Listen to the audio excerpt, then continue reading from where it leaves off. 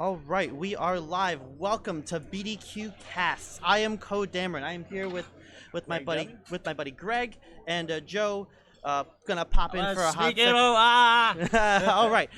We are raring up to start the cast of the. This is the Nova Grand Championship, top 16. Yep. The game winner is actually going to be me, and that's I'm gonna have Greg and Joe here. They're good friends of the cast, good friends of me for a while now. And Greg actually casted a game at Gen Con with me. Gen Con, yeah. Yep, one of the sealed events. Yeah, fantastic games. Yep.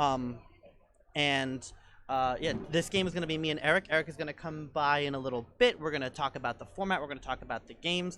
Greg, how was your tournament? Oh, it was pretty good. I mean, other than getting creamed by you in the very first game, it was pretty good. That's on camera. It was, yes. If you want to check that out, go watch it back. Those were close games. It did go to game 3. Yeah. I tried the best that I could. I pulled out some sneaky tricks, but it just wasn't enough. But yeah. Speaking of, this tournament is a wacky format. For those of you who don't know, the format is sealed triad. So what that means is you get 3 decks, and you're stuck with them. You sleeve all 3 of them, and then you have to go and play your rounds with all 3 of those decks. You sit down, you put your 3 decks on the table, and your opponent gets to ban one of them based on house composition alone. Yep. Right? Nothing else. Nothing else. And this was a lot of question marks. Like, what does this format mean? Going into it, but how did you come out thinking about this format? So Joe and I were talking about this earlier, and I think I talked about this with you as well. Really, the best way to approach it, I believe, is to look at what are the strengths of your deck. So I had a lot of decks that had a lot of board presence. So what I was thinking of is not necessarily, a lot of people were saying maybe you should just always ban a Shadows deck. Because Shadows in Coda was really strong. Yep. Shadows in AOA still can end up being pretty strong if you end up with things like double too much to protect or a bunch of Ronnie wrist clocks. It's the thing that's going to give you your Amber control. Exactly. But if I know I need to maintain board to win, I'm going to think about maybe I want to ban disc decks that could potentially wipe me. Maybe I want to, if my opponent only has one Brobnar Sanctum deck, maybe I want to ban that deck so I know I have the board advantage. So I think that's the best way to sort of play. I found myself with a lot of key control in a lot of my decks, and realized that I actually wanted to ban Untamed decks a lot because I was afraid of the Chodas and the easy key that cheats. makes sense, yeah. I think you're right. I think everyone's sort of in agreement that in this scenario, you really want to think about what your decks do and what your opponent's decks could potentially do and ban based on that. Right, but although this was a crazy format, and the tough part was you had to win with the deck. If you pulled one bad deck and it didn't get banned, you might lose that round just twice. Because you still have to win with both of your decks. True. And all the matches that we're going to see today, it's the top 16, they're all still going to be this sealed triad format, which they're all 2 out of 3. You're going to see some sort of a ban phase. You're going to see some sort of 2 out of 3 game, right? Where none of the matchups are ever going to be the same. And that's one of the other things that's really cool about this format is you may have a rematch with somebody. You may have multiple games against the deck, but every time you win a game, you switch decks, and the matchup is entirely new. Things that you were afraid of, you're not going to see again. You might not see again. And I felt really refreshing. Like I'm really playing a ton of different games of Keyforge. But Greg, we'll see you and Joe a little bit later. Yep.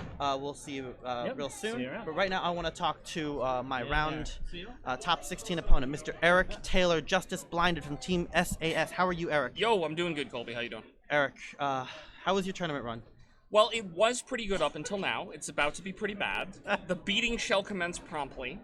But no, it's been pretty good. I've been on a weird train where I have no Logos, no Brobnar, and no Dis in any of my decks. All my decks are 4 houses. I mean, they're all 3 each, obviously, but they're a combination of one of 4 houses. Has one deck gotten banned more often than the others? It's actually been closer to an even split between the 2 decks that have Shadows because Shadows decks get banned. Yeah. This is what happens. Yeah. But you can be super adventurous and ban the non-Shadows deck if you want. Should I do that? I mean, you can. So I have okay, those are my 3 decks. Sorry, I had to run to the bathroom. I didn't have a chance to put them out. So like my decks are Shadows. Hold on, go get your decks and put them on the table. Or don't, just fine. It's fine. No, they're in a. I'll tell you, it's Shadows, Sanctum, Mars, Mars, Shadows, Untamed, Mars, Untamed, Sanctum. Like I said, 4 houses. Is there a world wherever I'm supposed to ban Mars Untamed Sanctum? I don't think so. I mean, if you knew the contents of the deck, you might. And that's the fun part. I don't. You kind of know the contents of my deck because I've had some pretty crazy I've games. heard some things, but let me tell you, like, even if I had your deck list, like, I don't have your entire deck list. Yeah, but yeah, if I did, I'm reasonably certain I would still only have about a 25% chance this round. You keep saying that, and I still think we're gonna have a good set of rounds. It's gonna be awesome. It's gonna be fun. We're friends, so we're gonna have a fun time. But Yeah. like, I like to lower expectations as much as possible in general. But particularly in this round, I think my expectations are pretty low. We'll see. Yeah.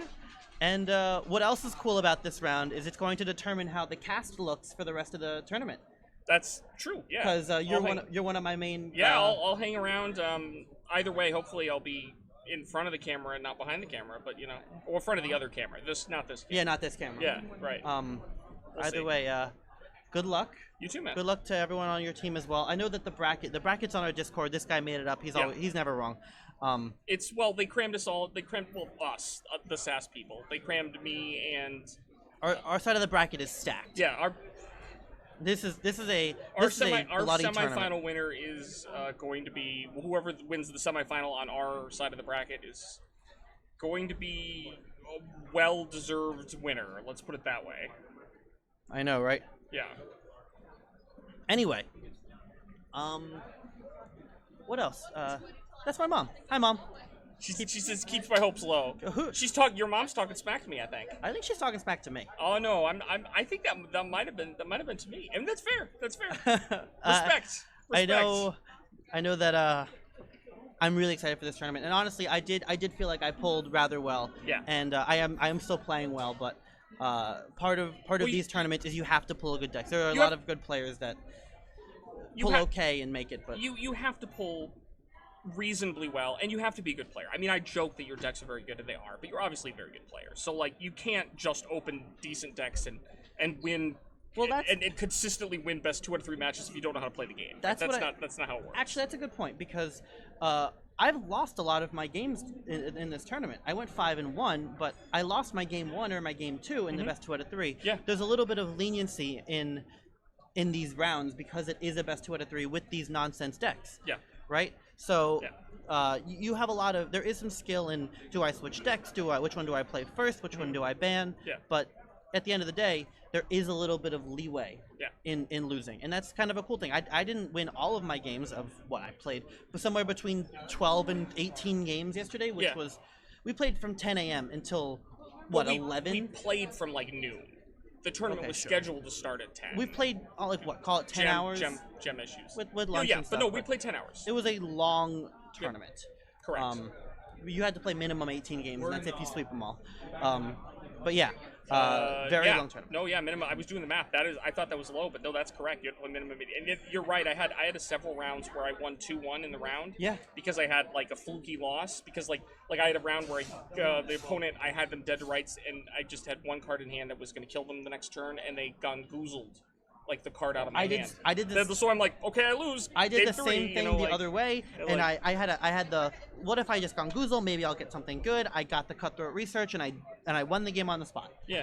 Yeah, no, I mean, like that's what happens, but that's the benefit of the best 2 out of 3 format of any best 2 out of 3 format is that you can suffer something like that and still theoretically win. So. And I'm happy to I'm hoping to impose 2 of those on you in this round. That's my goal. There's a lot of nonsense and theories I had about this tournament, but at the end of the day, I'm actually really happy with how this is stacking up for a grand championship. So prize-wise, there's fancy mats. They say actually your placement top 8, top 6. I think you have to get the top 8 to get a fancy mat. Right? To get like the first fancy mat, and the grand champion is like a special mat that says grand champion on it. Top 4 gets an invite to Worlds. Correct. And I think top 1 probably gets the whole thing. You get a flight or something. I mean, and realistically, like you and I probably already have Worlds invites secured.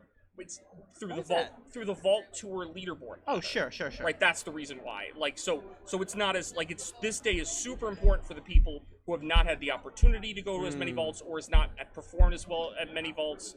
It's super important for the people today who do not fall into that category and likely are not. I mean, it has not been announced how many are in the ladder yet getting an invite, but like we probably will because we're both in the top 20 currently, I think.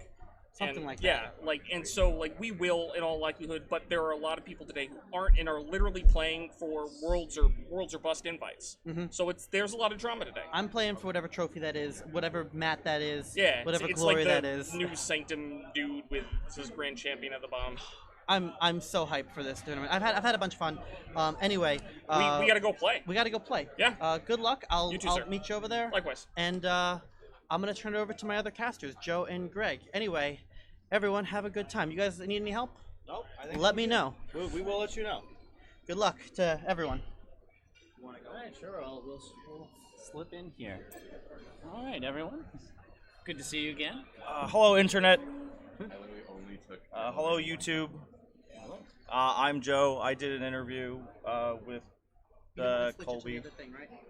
Yeah, to the we're switching to mobile, Yeah. right? Yep. All right, there we go. There we are. And, And you we're- can turn yourself off with the little eyeball.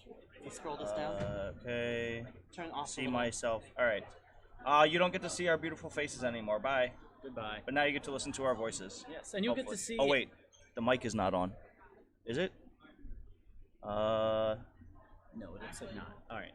Maybe do we have to turn live audio? This. Oh yeah. See down there. Oh, nope. It looks like it's good. Okay. Hello. Yes. Okay. There we are. We're good. People can hear us. All right. So yeah, like I said, my name is Joe. Before these guys get started, and we start talking about the games and the formats, I do want to give a few shout-outs. Both Greg and I hail from northern New Jersey, so I want to shout out our FLGS Highlander Games in Boonton, New Jersey. Yep. So as we love playing there, really great shop. And then I also want to shout out very quickly Adam Landon, who is running Kappa Cup. And there's going to be a great Keyforge event there that I'm going to be judging for. We're going to have some really interesting formats. That's going to be at the Holiday Inn Conference Center in Granville, Pennsylvania on the 25th to the 27th of October. And if we have a downtime, maybe between rounds, I might talk a little bit more about that. But it looks like these guys are getting started pretty quickly here. So this is deck selection. So it looks like there have been a number of different ways that players have kind of decided how to equitably make deck selection. One of the things you have to do in this is both of the players have to choose which deck they are banning of their opponent simultaneously. So what Colby and Eric have done here is they've put tokens on, and they have one of each of those unique tokens, which I think are Colby's, in his hand. So it looks like Interesting. Colby has banned that deck. And okay, so then no, we have deck bannings that are taking place. So now the players have to choose one of their two remaining decks to pilot in the first match. Again, this. Okay, cool. So Colby had just brought me his deck that was just banned. Eric has banned his Mars Shadows and Dis deck. Greg and I have also talked about Colby's decks, and we were having conversations over the course of the day yesterday. This is the deck that I would have banned as well. So I think Eric has made a strong choice here. I'm going to let you talk a little bit, Greg. So actually, Joe, I'm going to disagree a little bit, and actually, this might tell us a little bit about Eric's deck. So yesterday, I had two Mars decks. Both had Key Abduction in them, which synergizes really well if your opponent has Mars, right? Because you can basically bounce your opponent's Mars creatures and lay out a large Mars board on your own, and potentially forge a key. This might tell us that Eric might not have Key Abduction in these decks. Personally, I think I would have kept both Mars decks out on Colby for that specific reason, that maybe I could use a Key Abduction to manipulate his board. But also, Shadows is intimidating, especially in Sealed, so I can see why Eric went with banning this deck as well. Interesting. Yeah, so Colby's decks, I just wanted to... Yeah, so now we're up to choosing first player. Yep. So Colby's decks, I just wanted to add another thing. So some of the people may have seen or will see the stream game from the first match of this tournament where I played Colby. His decks are deceptively fast. Especially the Dis decks are actually quite quick in a way that you wouldn't necessarily expect from those types of decks in AOA. So that's one of the main things I believe has helped him get so far in this tournament and helped him to get to 5-1. Is I think he's been quite tricky in the way that he's played and utilized his deck. So let's see. No, having played lots of games with Colby in the past, he really does. He is very expert at thinking through and finding interesting synergies. I also wouldn't sell Eric short as well. Like Eric likes to be self-deprecating, but he really is a top tier player. So I think one of the keys for Eric is taking a mulligan here. Yeah, I think one of the keys for Eric's victory here is I think against the type of decks that Colby has, he'll want to have some sort of static key manipulation. He'll want to have something. I know Colby's talked about how much Colby and Karamode have talked about how much they really dislike this particular card in the past, but I think getting out a proclamation would be super helpful for Eric. Getting out something that could manipulate the key cost in another way. Maybe he's got resonators on his Mars there. That's going to be really helpful. Oh, this is actually a Plague Rats deck. Interesting. So he's starting out with a Plague Rats deck. This is going to be a hideaway hall sacrifice to make all things elusive for a while. That's going to help actually if Colby drops an early. Ooh, so interesting choice for the first blood target here, because he has the hideaway hole, and the Plague Rats are already elusive. I think. Technically, you can split it. Oh, okay. You can. It does 2 damage. Oh, that's right. Yeah. Right. You get to choose how you want. And what is that? That's a... Oh, and he props the Grump Buggy early. Interesting, Colby going with the control early. What is that upgrade? That is, I think, a Phoenix Heart. So I think if it gets killed, it will pop back to his hand. Okay. Interesting. So what do you think about Colby going with control here? He must feel that Eric's got Mars. Mars can have some big creatures, and he's got Sanctum here. So, how do you feel about Colby getting out Grump Buggy early? Do you think that's going to help him out? Or it's going to hinder him in the end? So I actually haven't played a lot with Grump Buggy, but man, we're blazing along here. Let's see, we have Eric's at 4 Amber, Marzian's Amber for the 2, and also that Swindle that takes him to 5. Proliferator. And so on Ortanu, right. And he not finished with you for nothing, and he had a binding. So what I want to point out here is this is a very good play by Eric. Oh, he's considering it. Okay, so what we know, so what pops Hideaway. What we know, what Eric doesn't know, is that Colby does have a Drummer Knot combination in this deck. You mean Drummer Chieftain? Drummer Chieftain, yes. Drummer Chieftain combination in this deck. If he were to drop it, that would force the Drummer Knot combo to go essentially 1 extra time against that Proliferator, right? Because they're both considered elusive then. So that actually would slow down that combo a little bit against Colby. So that was actually, I think, a very good play for Eric to help him to set up a larger board to protect against. Because if Colby gets out, right, you can't let a deck like Colby's get ahead on board as much, because it looks especially like with a Grump Buggy Colby's got the advantage for board presence. So Eric, I think, really is trying to race in this matchup, and I think that's totally right. And I think Colby is also recognizing that. Yes.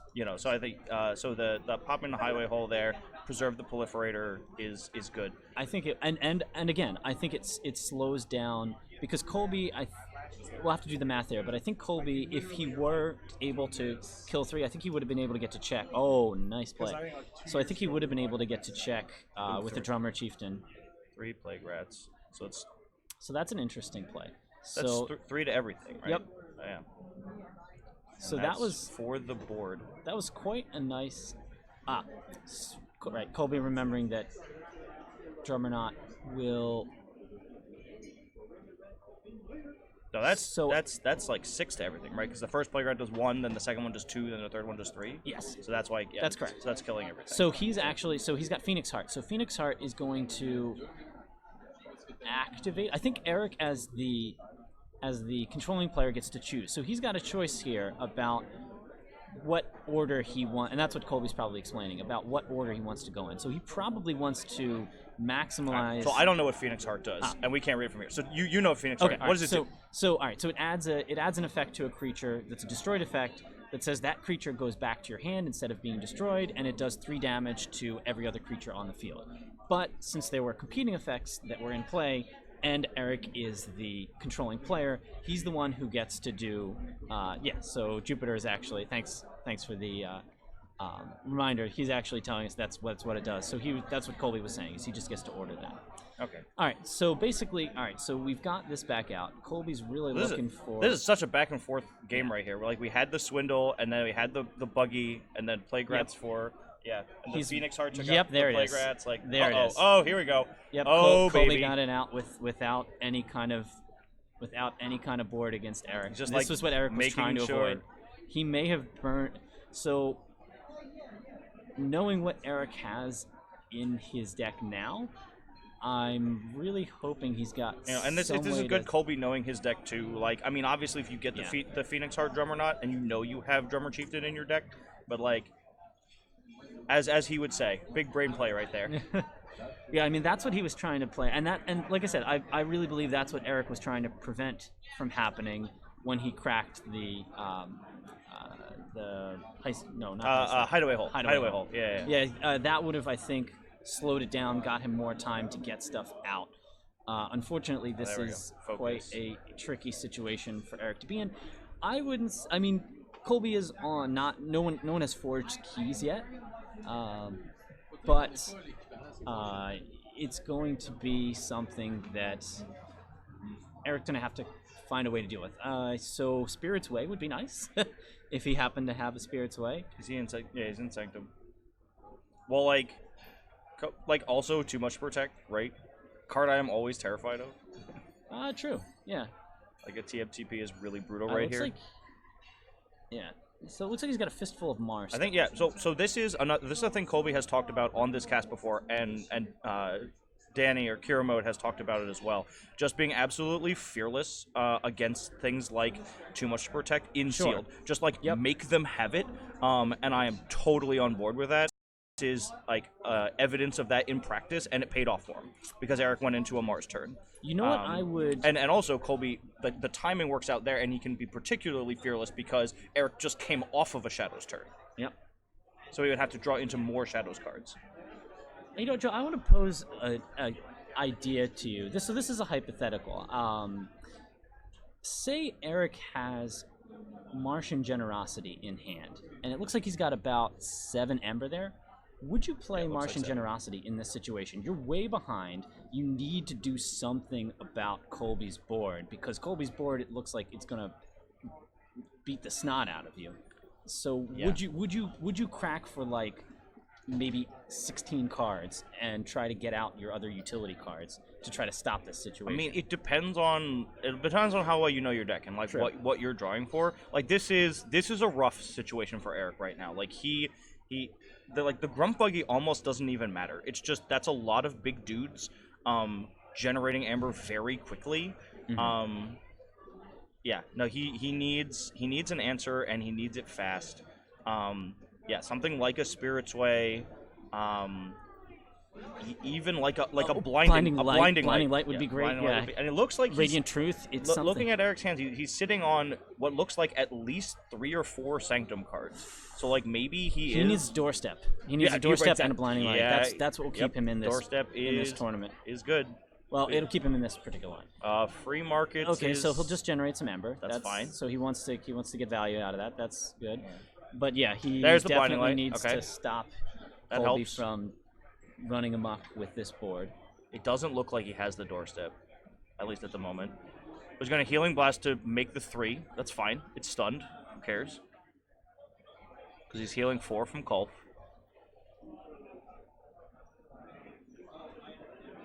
He's Mighty Lance 3 and 3.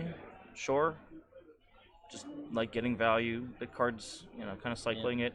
Golden Aura doesn't have a dude, and he's holding a Protect the Weak. He discards Protect the Weak. Interesting. He doesn't. No, the extra Ember is not worth giving his opponent's guys taunt. You don't want to make that board any better. You know what? I might in that situation. I might play it on Ganger Chieftain because he's going to try to bounce it. So I think it probably would have been a safe play. Protect. Well, I don't know, because like. The value of, like, if you're going to bounce Chieftain, you're going to bounce it, right? Like, you're not going to, like, say, well, my opponent put a Protected Weak on, so I'm not going to bounce my Chieftain for value. I don't think, personally. No, that's what I'm saying. No, that's what I'm saying is I think Eric could have played it on Chieftain because Colby is much more likely to bounce it than he Oh, is. okay, right. And He then coulda you, gotten and the you Amber get out. your Amber and you don't Again, really care. it may but, not.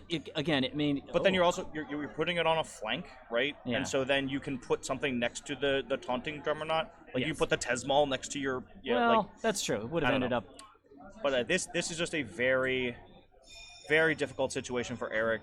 Colby's Brobnar board got out of hand very quickly. Like having Drummer Chieftain immediately after the Plague Rat turn. Eric has been like unfortunately playing from Eric's behind deck- most wait, of this game. Take a look at this. Eric's got 2 Mars Needs Embers. This is exactly like that deck that you told me I should have played at Gen Con. This is basically my Gen Con deck. All right. So we got Mars Needs Amber, Mars first. Oh no, he's just showing for Mother Gun. Yes. But this is what's coming. This, yeah. So So there's he's the going to Mars use Needs Mother Amber. Gun to deal some damage to guys, and then he's going to That siphon away a little bit of Colby's Ember. and he needs He's that, going to Mars Needs first to take him which is Yep. just enough. Just enough to for take right him off now, check. yeah. Yep. So that buys him. So he lives for another day, and he's ghosted into check. So that would be helpful. And it for looks him like too. he's holding 3 Shadows cards. So I think he's like trying for a big Shadows turn here. The Grump Buggy is increasing by how much? Oh, 1, 2, the 3, 4? Grump. Yes. So he's actually not in check. Correct. Well, Eric's not in check. right. Not at Eric's the not moment. check. Right. Eric needs to forge for 10, which is absolutely brutal. Eric desperately needs like a board wipe of some kind. The Blinding Light was very helpful. Yes. And forced Colby to stop calling Brobnar and stop the bleeding. But like I think one of the issues with this is Eric's got to deal with that board, because he is behind. Colby's going to Tesmal him. So let's see. I think Probably Tesmal him out of Shadows. Shadows definitely. Right? Just like Well. Okay. So depend. Yeah. Also, he can get up to 7 if he Tesmals him and Oh, is it Charette? Eric goes Mars. He could take 1 off. And Colby might think maybe he's got another Mars first in there, so he could potentially take him off 7. So he's reaping with his disc here. So that's going to stun the Amber Amp and the Tesmal. So Yeah. Eric might be able to use the fact that he knows that Colby can't. He's gonna go. Tesmal Yeah, him. he's gonna go. Tesmal for Shadows. Thank you, Colby, for pointing at the house. That's very helpful. Doesn't want to see more Plague Rats, sure. I mean, we've already seen 4 of them. So there's probably no more than 3 more. Okay, and that's it. Eric scoops. All right, so Joe, I want to take a second here while they're putting their things away. So there's something that we talked about, and I know you feel very strongly about, and I've had other thoughts about, and that is you're Eric right now. Let's say you're Eric, and you're kind of behind the 8 ball. You need to win a game. Do you switch your deck? So you have the option of switching your deck. So let's talk about this, because Yes. like Colby and Eric didn't mention this in kind of the pre-match. thing. Colby mentioned it in passing, but he didn't really go into it. Right. So in Triad of any kind, if you win, you must change to your other non-banned deck. Right. So you have 3 decks. One of them got banned. Of your 2 remaining decks, if you win with one of them, you cannot play that deck for the rest of the match, and you have to switch to your other one. But if you lose, you have the choice to stay with the same deck or change to your other one. And I am a proponent of sticking with the same deck, because it's a deck you have to win with in order to win the match. Now this is a top cut, so when I was in the Swiss yesterday, I made that decision primarily because I knew it was going to be a long event, and I wanted to keep my mental fortitude up as much as possible. Yeah. So That's the argument for not switching. The argument for switching is your opponent knows what's in your deck, and so if you give them an opportunity to forget what's in your deck, it may provide you a small strategic advantage in Game 3. So I think that switching may be wiser as a strategy in a cut, but I don't know about. So actually, so Jupiter makes a good point in the chat, and I think this is actually the strategy that I took. So I went first with every game that I had to play that Brobnar deck. I went first with my weakest deck, and I most of the time switched because I wanted to have. So if you think about it this way, if you don't switch, your opponent now has a little bit of a strategic advantage, right? Because they're taking 2 decks you don't know, you haven't seen either deck. So do you want to end your round having not taken full advantage of using a deck that your opponent hasn't seen yet? I think if you're starting out with a weak deck, you want to take advantage of the fact that you have a deck in your reserve that your opponent still hasn't seen. So at least that way you can get the full advantage out of it. I mean, but the thing is, you're going to come up against that matchup one way or the other, right? So it's not a matter of if, it's a matter of when you're going to have that matchup. Do you want to do that matchup first, or do you want to do that matchup second? I agree with you, Jupiter. I usually start with my weakest deck. Oh my god! I mean, so he's just flexing on him. Game He's just 2 flexing on Eric. That's what he's doing right now. and you get info. He doesn't even care at all. You get Look, info for game 3. look, Yeah, no, look at this guy. He just plays a too much to protect not- for not- the Amber. Not a care in the world. Colby does not care. All right, I'm gonna hold on. Joe's gonna let him know about that.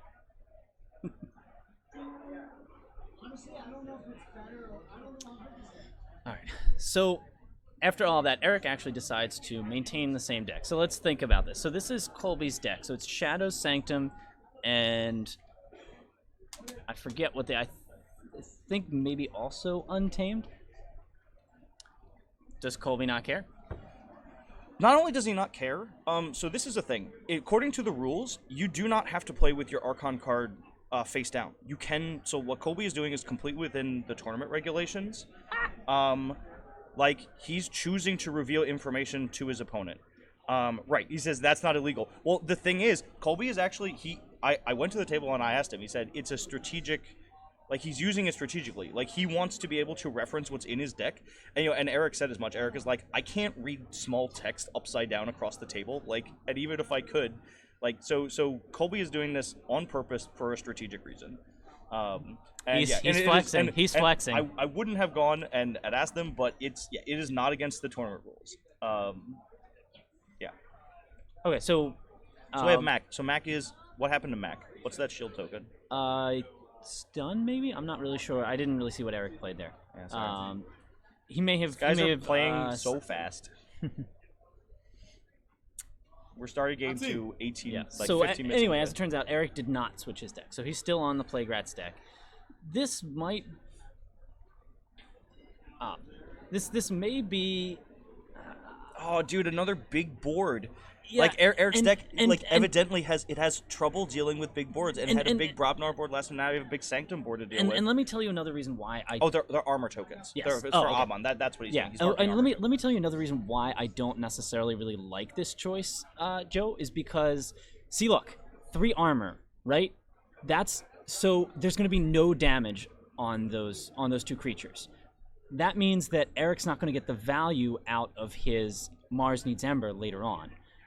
When you're choosing to play against a Sanctum deck, or when you're playing against a Sanctum deck, you got to think about that armor. You got to think about the fact that they're not going to take damage directly onto them. So that's gonna lessen the value of Eric's strategy here. Yeah, no, So I mean, and this comes back to like a hard like banning decision thing. Because like again, I agree with Eric's ban choice, but like given how much like his deck seems to have trouble with big boards, like I might have been afraid of Sanctum.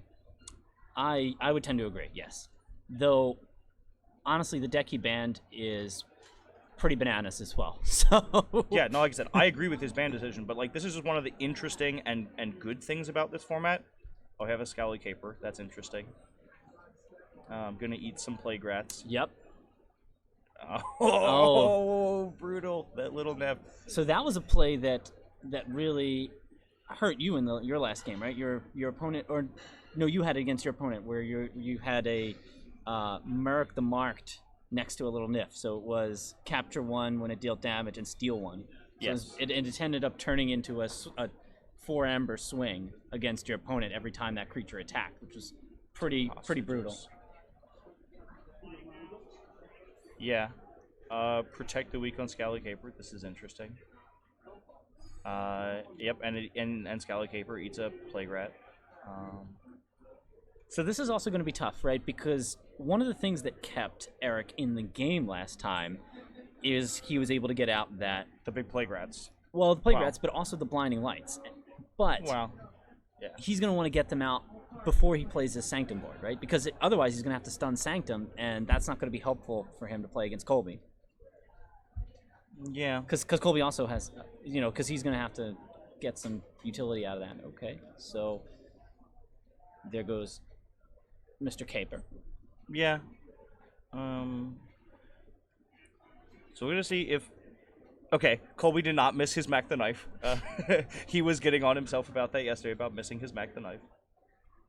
I agree with you, Danny. I think Colby does have his decks are very good, and he's been playing extremely well this weekend. I knew that. Very confidently. I knew that quickly. from game one. Yeah, no, and his pools are strong. He understands his decks very well. Yep. Yeah. So see now, 2 of Eric's Playgrats are in the discard. So he's unless he's got another one there, he's still not. Oh, okay. This time he will get some value out of Mars Needs Amber eventually. So, but he had to get 2 more Playgrats in order to make that work. And here's the thing too, Eric is managing to generate lots of amber without reaping. Like, so he's in check at 7 with the Surmeros in play. And it looks like he does have Mars Needs Amber in hand.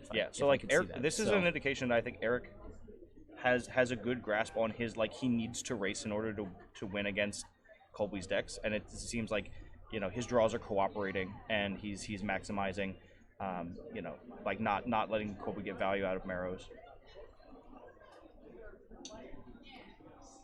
Oh. So Obad takes him off. I think the only way that Eric is going to pull this out is if he's got some more board removal in that deck that we haven't seen yet. The Playgrats are good. The Playgrats are helpful, but I don't know if he has a way to cycle them. In those particular houses, it seems unlikely. But the other thing too is, like, we know that, I forget exactly what the minimum for Playgrats is. It's like 6, I think. No, I think you have like 3. Okay. But anyway, I mean, this deck he has at least 4. I think we've seen 4. We've seen 4. And so I think if he's racing and trying to cycle cards aggressively, the answer could be cycle through my deck and hit them again. Because, like, this deck, Colby hasn't been nearly explosive with his Amber generation. Like, he's generating a good board state, but his... Yeah, see, like, this is, again, I like this play from Eric, because he's like, I want to call Shadows here, I want to rush, I want to use my board, and I don't care if I, get value out of this, necessarily get value out of this Sucker Punch. Like, it's valuable enough to me. Oh, and the third Playgrat. So, all right, so at least 5 Playgrats. Never mind. This play was even better because he used the Sucker Punch into the Playgrat to take out Obad. So this is even better. Like, I was just saying, I think it would have been better if he had played Sucker Punch just, like, for Amber and maybe a damage for Mars Needs Amber later, but, like, he actually, killed So it. I am still worried about Colby's board. I'm still worried about... Mars first, Mind Worm in to kill all the Playgrats seems okay. Silly. Oh, no, one of them's elusive, so, okay. Yeah. Shockworm. All right, so he's got huge board control down here. So yeah, so right. again, so Looks now like Eric's Eric Playgrats are gone. But Eric forges, and, like, That's true. Eric is almost an entire key ahead at this point. I mean, Colby's ahead on board, but, like, and I really like how Eric is, like, really waiting, like, trying to find a really opportune time for that hideaway hole, because he knows, like, he might need it to win the game. That'll be another little bit of Colby, board control there. Oh, Colby's key's not visible? I don't think he has any. I thought Colby forged once already. No, because I don't think Colby has forged a key yet, because he puts his keys, like, right below his mother gun. Like, that's I think how he puts it on board. I also wanted to go back to a comment that Danny had here in the chat, where he says 3 good decks is good. I think, like, Danny, the rough thing about this format is, even if you have... Okay, he has 1, so we can't see them. Thank you, Danny. So that's not true. So then Colby's actually still a little ahead. Yeah. Even if you have 1 dud deck in this format, that can really be bad if your opponent doesn't ban it. So, like, if you have to play your bad deck, that can unfortunately lose you a match, which is just kind of like a unique thing about this format. Like, it's better, again, as you said, Danny, to open, like, 3 okay decks than, like, even 2 good ones and a bad one. Yeah, for sure. All right, I'm gonna go see if we can get Colby's keys on. Yeah, let's do that. All right, so from my count, Eric should still have a Mars Needs Amber left. Somebody in the chat can correct me if I'm wrong, but I think he had at least 2 in that deck. So he's still going to be able, with those mother guns, to deal some damage to a couple guys, probably Mind Warper and the Harvester, and get some keys, or get some Ember away from Colby. Okay, so I didn't confirm. Okay, so Colby he's- has actually not forged a key yet. Okay. Yeah, so yeah. So he's going to deal 3 damage to a Shockworm. Okay choice. And another 3 damage to the other Shockworm. Then he's going to go... Yep. Mars needs Ember. Yep. Here's Mars needs Ember. Yep. Great Mars needs Ember. It's... 1, 2, 3, 4, it looks like. He's still forging. Yep.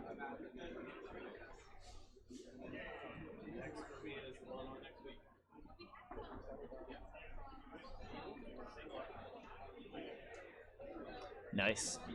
So he's going to be able to collect probably that Abe down there? Or Maros. Oh, no. Maros. It's Sir Maros. No, he's being... But he's... Oh, Shawl, right. He's got Shawl. Yeah. Oh, you know what? So with the Mars... Eric made a mistake, actually. So Colby knows this because Colby made this mistake against me when he played me the first round. So it actually says... Mars Needs Ember says undamaged non-Mars creatures. Oh, that's capture right. Ember. That's right. So that's actually totally, Colby made that mistake against when he played against me. Not a mistake, but he didn't realize that. Well, it's not a mistake because both of Colby's Sanctum creatures, which are the only non-Mars creatures in play, were already damaged. Yes. So you might as well get value out of your damage effects, but that's definitely true. Mars Needs Ember does say non-Mars. In that case, may have been a better idea for Eric to pop the Mind Warper, the Harvester, just to slow Colby down a little bit, but... Mother gun for 2 kills. Plague Rat. Okay. Colby's decks have such good board presence and solid synergy. Looks like Eric got his Blinding Light back, so that'll be helpful if he's got any kind of... unfortunately, it doesn't look like there's any other board out for Eric at this moment. Liberator. We're looking at 6 Mars creatures. Yuck. He's gonna... Alright, so... Yeah, here it comes. Yep, Blinding Light Mars. You have to. It stuns your own Collector Worm, but you have to. There's just no choice there. He could have... Yep. Again, I like this. I like Eric just be like, you have a big board, dude, but like I have to race. Like the only way I'm gonna beat you is to race. Yep. And so I like Eric's game plan. Yep. Shawl next to Collector Worm is not, it's fine. But yeah, no, he's getting what value he can, but he's really prioritizing cycling.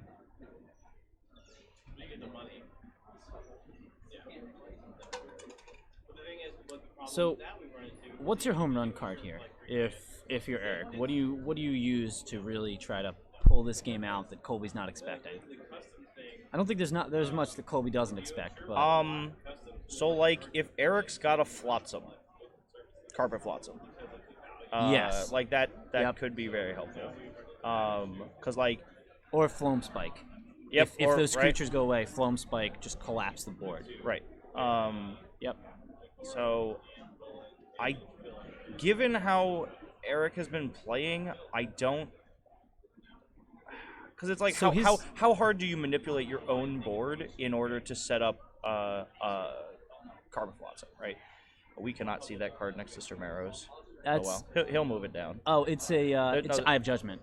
No. Oh, there's a creature on the left side of Sir Maros that we cannot see.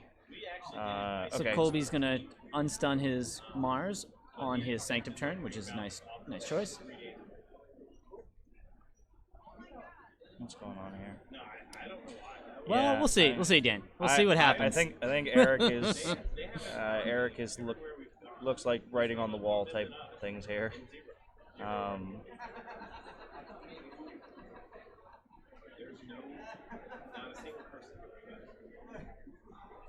Okay.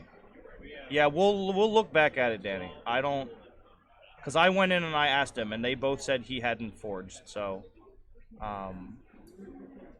but honestly, it doesn't. Yeah, it doesn't look like it's gonna matter. No discredit to Eric, but yeah, it looks like it might be Borden, the Redeemed, all the way down on the end. Yeah, it next, is. You're next right. to Maros. So that's additionally bad. I mean, Eric's at 2 keys, but like he doesn't appear to have the tools to set up like a key cheat, right? Looks like he's holding a bunch of Sanctum. Not in, yeah. He's got a mixed hand, which is like you don't want to mix hand. He's not going to have enough to pull off like a key abduction or just epic quest. Yeah, there's nothing. This looks like it was so. Thinking back, what would be the point where you could have, if you were Eric, you could have turned this around. You could have stopped Colby from getting this huge board out.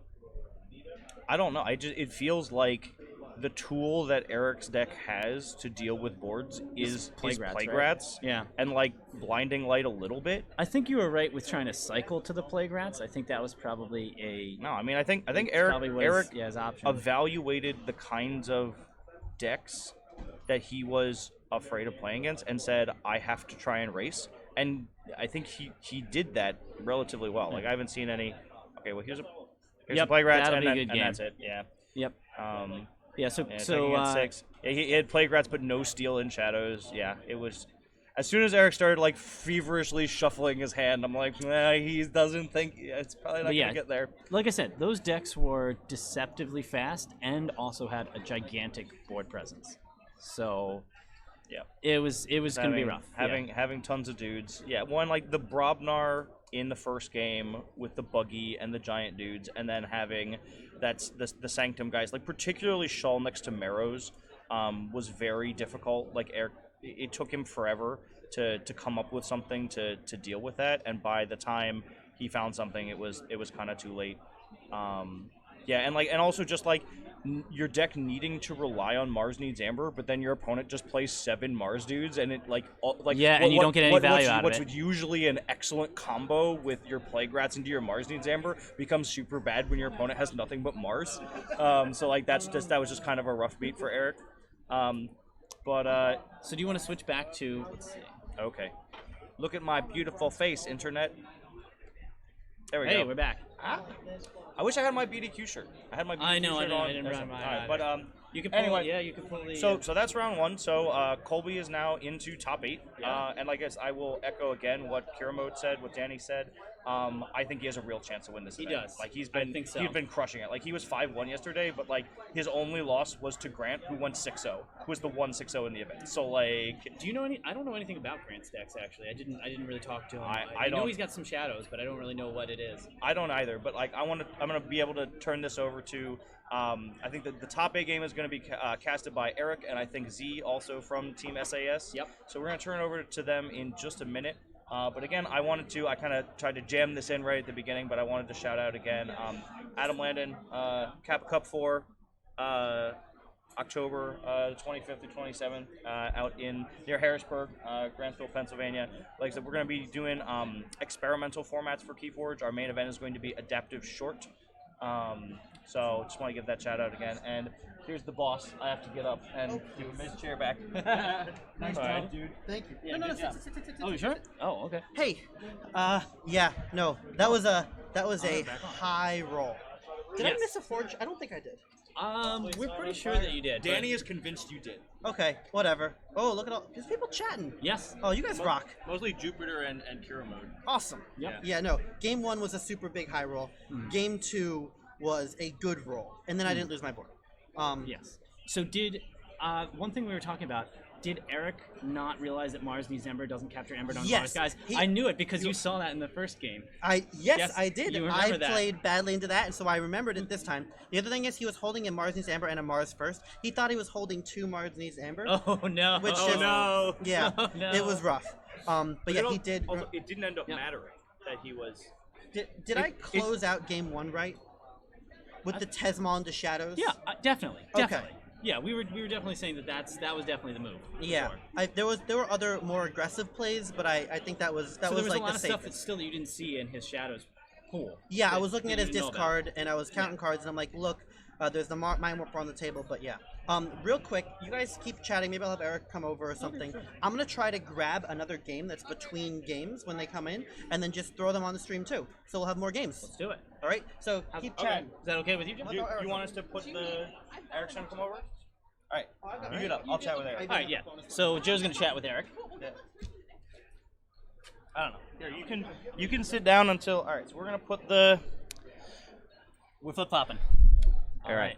So we're gonna put. Let's see. Let's go back to here. Yeah. So Colby said, "Aw, Ms. Bernardo, your mom gave you a shout out. I She love you, said Mom. congratulations."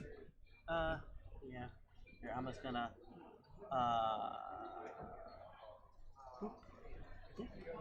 Yeah, and I guess it's still this. All right. I don't know if you guys. Okay. Oh, I'm fine. Okay.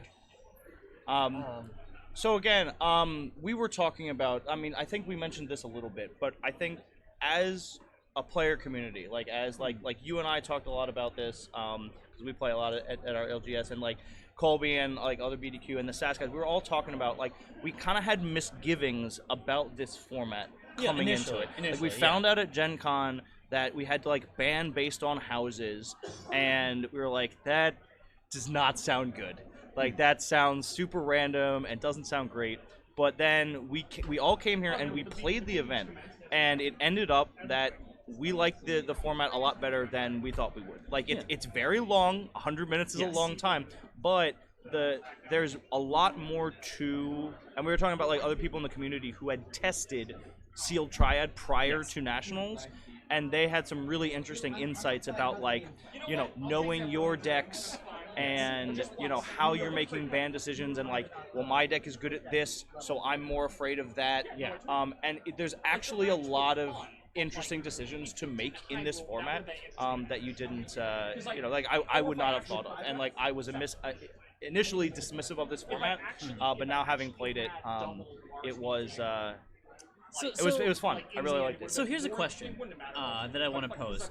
Do you think that this particular type of seal is more difficult or more helpful to newer players who don't know the card rules?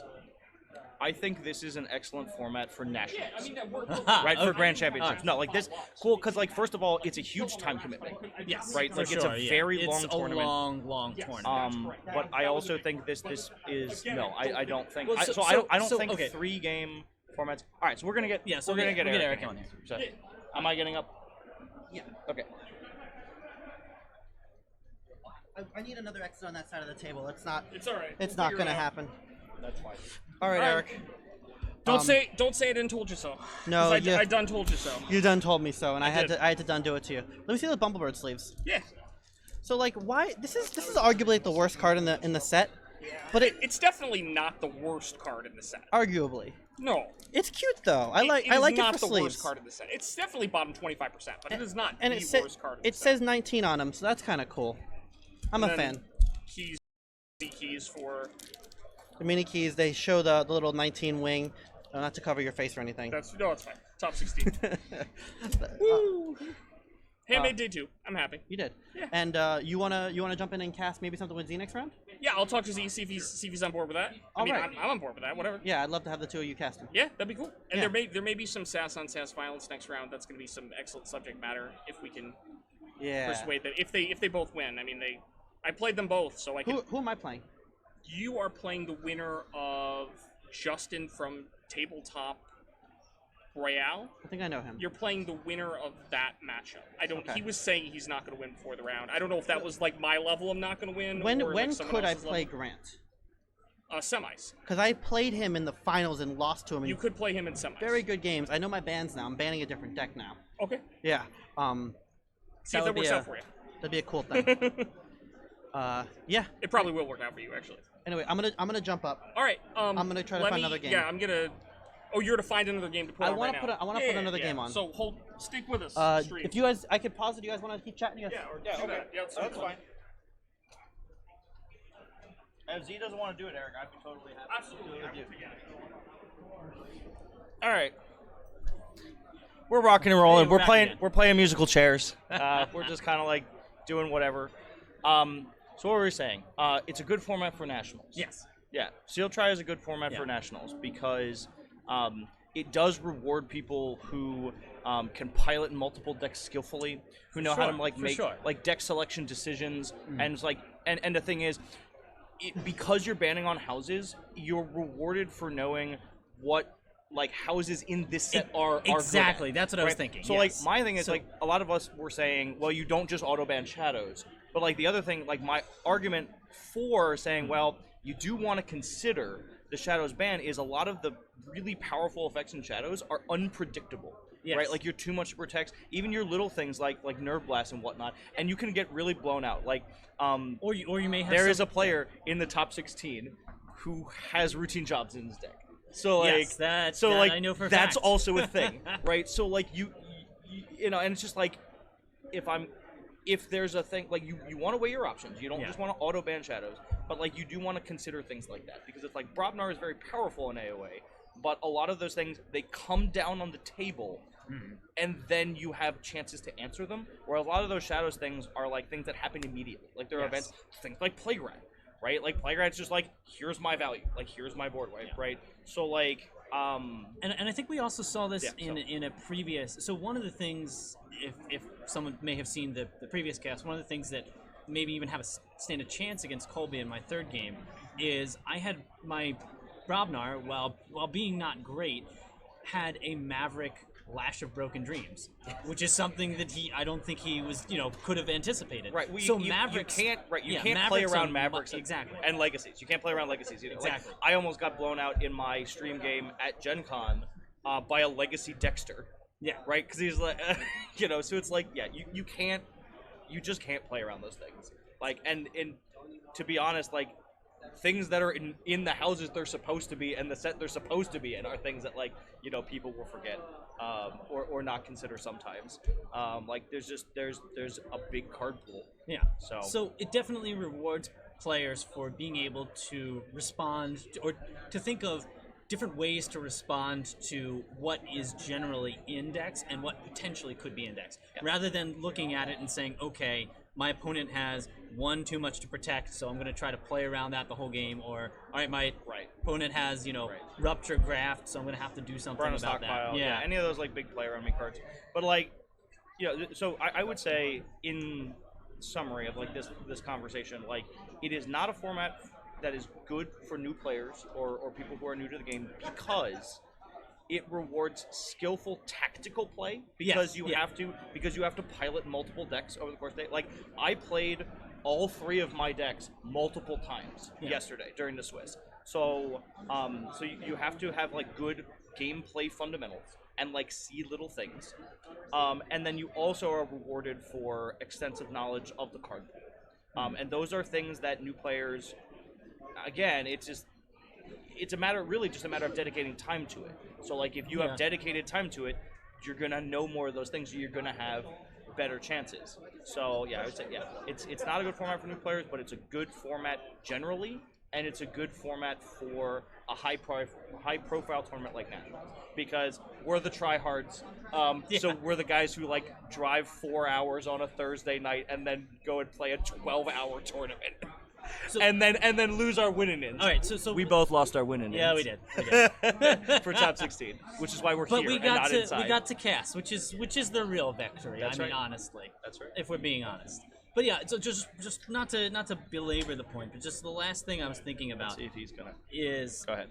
What do you think about if this was so if we had been able to see the lists, how would that have affected it? Do you think? If it was, or even if you were able to see maybe the lists that you didn't ban or something. So personally, I like playing blind. I prefer that. Like I thought it's like, No one feels like interrupting their game mid-set to jump on to stream. jump on stream. Oh, okay. Fair enough. I'm getting good reviews for you guys. Oh, okay. You guys want to stay on for the next round, probably? We'll talk about it. Yeah, or like Sure, me and we can do Eric that. or me and Z or whoever wants to do it. Like I'd be happy to continue doing it. But what was I saying? Right. So I was talking about like the benefits of playing blind, like not being able to look at your opponent's Archon card. This is a card like this is a thing that when I was initially playing this game, I'm like, this is a dumb rule. Why does this exist? But I have this thing like former Magic player. We'll talk about Magic for a little bit. So like in Magic you have these counter spells. So it's like if you it's this thing that your opponent says, oh, you can't do this. So if you have options. So it's like if I play around it and they don't have it, I've made the wrong decision, right? Because I played around something and didn't make the opposite. If I don't play around it and they have it, I've also made the wrong decision. And then the only circumstance where I made the right decision where I play around it and they have it. And sometimes you do that and it works. I had a game where I played around a burn the stockpile that I knew my opponent had for like 4 turns and won a game because of it. Right? So like sometimes that works, but like I feel like if you're looking at Archon cards, you can fall into a circumstance where you're like, well, I know he has a too much to protect. What if he has the too much to protect? And it's like that situation with the counterspell, where it's like if you play around it when you shouldn't, and this is, Colby, something that you did. I comment on the stream because you have talked about on the cast about, especially in Sealed. In Sealed. Make them have it. Yeah. Right? And Definitely. because like you like reaped up really high and he's like make him have it. Like he's got the shadows, make him have it. He was and playing, and he was it playing worked out Shadows deck, perfectly. and Yeah. I just reaped Right, to like and 14. Exactly. Yep. Exactly. Yeah. And it paid huge dividends and was the right decision. So I've been doing that all tournament. yeah. And I agree Yeah. with you. Like you said it on this cast, Yep. and you were absolutely right. And notably, hi. Hey. And notably, that wrecks me in Archon. When I went to Archon Yeah. at Gen Con, I reaped to like my normal numbers because I was going fast, you know? Yeah. And I got too much to protected for like 6, and then I got doorstepped for like 5, and I lost so many games because not only can I expect them to have it in hand, but I can expect them to have it in deck, and I wasn't adjusting my playstyle accordingly because I don't like that playstyle. I want to go fast. Yeah. No, I mean, that's a fair thing. Well, and the thing, too, is, like, it's not as simple as playing around or not playing around it. It depends on where you are in the game. Yeah. The more into the game you are, the more likely they are to have it. Right? Like, this came up in my game yesterday with the burn the stockpile, where, like, he had reshuffled his deck, right? So I knew he had burn the stockpile. He reshuffled his deck, but then he had just played a Logos turn. We, like, had, like, 2 Igors and, like, drew 3 other cards. I'm like, he's got to have it. Yeah. And he did. So like so like it's nuanced. The way I like to mitigate that is that's when you look at your opponent's discard pile and you say, okay, they have about 4 Shadows cards left. They have they have 6 Brobnar cards left. They must have some in their hand, and one of them is going to be burned. Yeah. You know, if they've only got 2 Brobnar cards left, even if one of them's the burn, I'm okay with them having Yeah, it. because there's still a large percentage chance that it's maybe And their in the turn deck. is garbage. Yeah, If that's their true. turn is burn past, then fine. Right. Yeah. And you probably read back anyway. So. But yeah. All right. So in that instance, then you almost that kind of increases the utility of cards. Like one of my favorite cards, and I think from Phil, the Australian national champion. Okay. One of his favorite cards is Punctuated Equilibrium, which is like a Wheel of Fortune from Magic. Yes. I love that card. I think it's a great card, and I think it's a great card to have in Sealed. Because not only do you get more cards to play, it's incredible if like the one deck that I have, if you can Helper Bot into it and get more Logos cards. Yeah. And you also get to see more cards in your opponent's deck as you're going through, which I think is a huge advantage in Sealed. Punctuated Equilibrium, like how you value that card can indicate like your experience level as a player. Sure. Right? Because it's like one of those cards you're like, all right, whatever. I guess it like draws me some cards and stuff. Yeah. But like when you understand that like one of the strategic elements of Keyforge is that you want to build up hands, and you do want to do a lot of handcrafting. Sure. Right? So you can like play 3, 4, 5 cards of one house in a turn, and if you know particularly your opponent is like building up to a big Shadows turn, or they're holding a doorstep or a burn a stockpile, or like in Chainbound, where you had that crazy Sharkomedes deck where you drew your 3 Ronnie Risk Clocks or however many you have in that deck. Right. Well, yeah, because like I have an Archon deck that I play for AOA it's like double Igor, double Philo the Researcher, draws tons of cards. You know, and I was like, it's a like craft your hand really hard kind of deck, and he Punctuated Equilibrium, man. It was like, won that game. You did. But it was a lot harder because of that. So, all right, what's I'm sorry. do we want to go to background for a little bit? I'm fixing a thing. No. We're just rambling, so I don't know Yeah, if people we're are like just riffing off actually of whatever. watching. Man, I love rambling. Yeah. Watch. Ba-boom. Did I do it? Did you do it? I did do it. Is it done? Oh, nice. Look at this. We have the chat on there. There, Excellent. that's why there's Excellent. that whole space, right? That makes sense. But That makes sense. it's one of the things I forgot to do the thing. But yeah. this is just the YouTube chat, right? It's the Yeah, same. it's it's the same as okay. the But now it's actually on the video. yeah, so people can see it. Cool. Like if I just have Excellent. the video, but yeah. right now. Yeah. Anyway, we'll jump to we'll be right back. We're not gonna stop the stream, but we're just gonna be right back. Okay. Peace.